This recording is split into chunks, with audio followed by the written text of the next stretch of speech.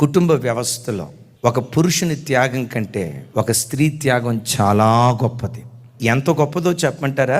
వివాహమైన తర్వాత భర్త తన ఇంట్లోనే ఉంటాడు, తన తల్లిదండ్రులతోనే ఉంటాడు, తన అన్నదమ్ముల మధ్య ఉంటాడు, తన అక్క చెల్లెల మధ్య ఉంటాడు, తను పుట్టిన గ్రామంలోనే ఉంటాడు, తన వారితోనే ఉంటాడు. కానీ స్త్రీ దగ్గరికి వచ్చేసరికి ఆ బిడ్డ త్యాగం ఏంటో తెలుసా?